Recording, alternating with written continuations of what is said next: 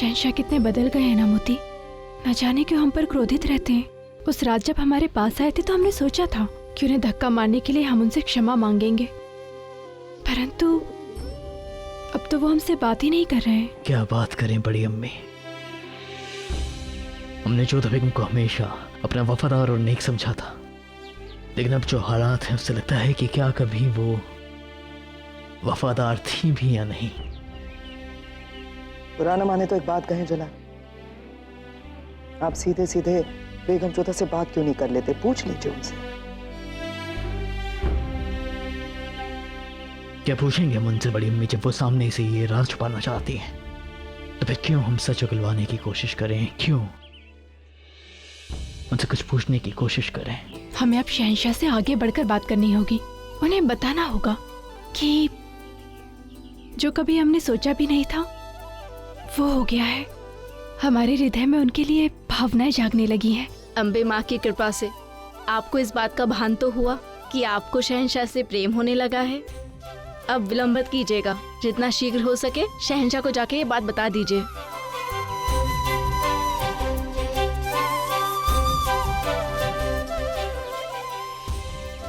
बड़ी अम्मी, अब जोधा बेगम को हमें ये बात नहीं बताना हमसे और बर्दाश्त नहीं होगा।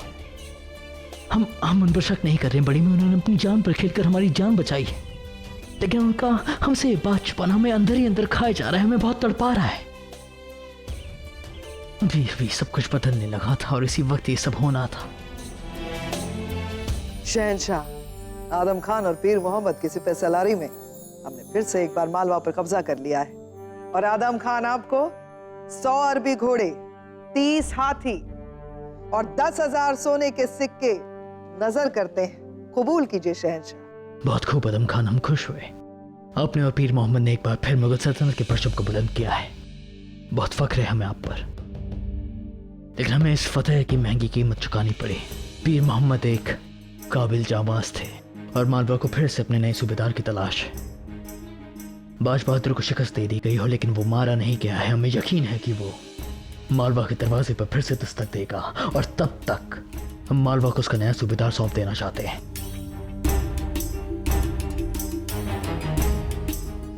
हमने अदगा साहब से इस बारे में मसलत की और हम इस नतीजे पर पहुंचे हैं कि मालवा का नया सूबेदार अब्दुल्ला खान उज़्बेक होंगे।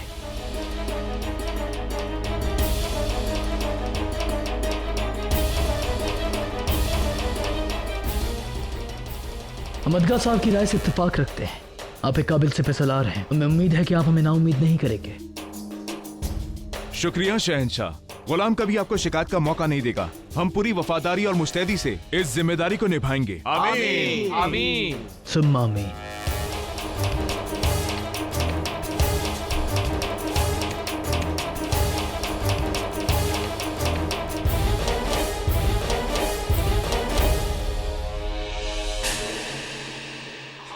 आदम खान, फिलहाल ही तुम एक जंग से लौटे हो, तुम्हारे खून में अब भी वो गर्मी है। हम चाहते हैं कि तुम उस गर्मी का इस्तेमाल करो। हमें बदावर में बगावत की खबर मिली, हम चाहते हैं कि तुम उस बगावत को खत्म करो। ये हमारा हुक्म है। जो हुक्म। बहुत खूब। दीवानी खास बर्खास्त।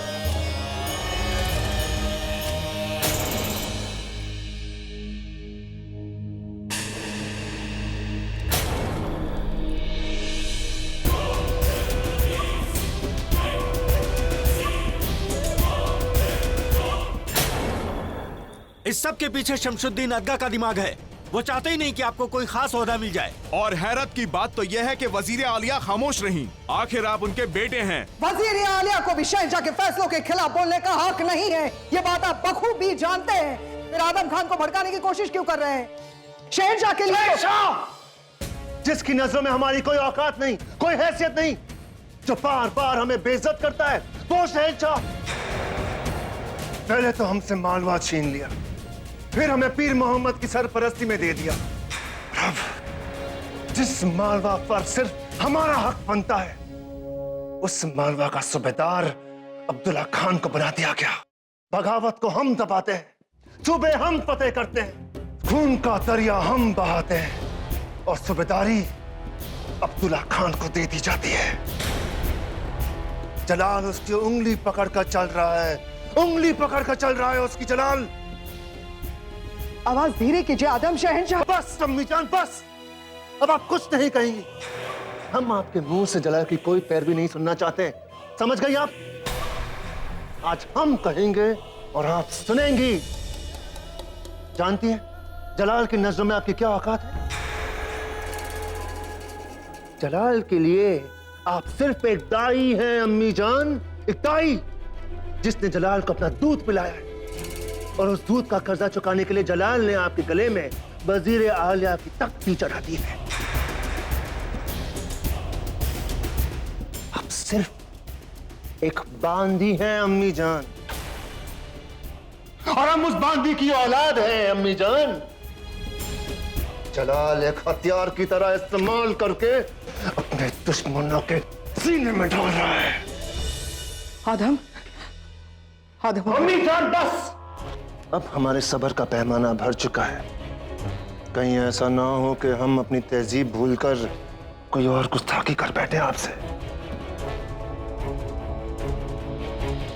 शाहबुद्दीन, आप आदम खान के दूल्हे भाई हैं, आप ही उन्हें समझाइए। क्या समझाए? बिल्कुल सही है आदम खान अपनी जगह। शहाबुद्दीन, आदम सुनिए, आप हम अम्मी जान, अब जलाल के साथ हमारी खुली जंग है, और ऐसा करने से हमें कोई नहीं रोक सकता, आप भी नहीं। अगर आपने हमें रोकने की कोशिश की तो हम भूल जाएंगे कि आप हमारी अम्मी जान है या फिर हमारा कोई रिश्ता है। अगर आप हमें बेटा समझती है ना, तो एक काम कीजिए, कुछ मत कीजिए, अपने कान और आंख बंद रखिए, हमें करने दीजिए जो हम करना चाहते हैं। सक्ता खान को हम नहीं छोड़ेंगे। जलाल की परछाई बनकर घूमता है ना, अब उस परछाई को हम जिस्म से दूर करके ही रहेंगे। ये हमारा वादा है आपसे। आदम, आदम, आदम रुकिए, आपको हमारी कसम। आदम रुकिए, हम आदम खान से अकेले में बात करना चाहेंगे। जो भी कहना है सबके सामने कहिए अम्मी जान, ये हमारे साथी हैं। हम अपने बेटे से अकेले में बात करना चाहते हैं आदम खान। सुना आप लोगों ने?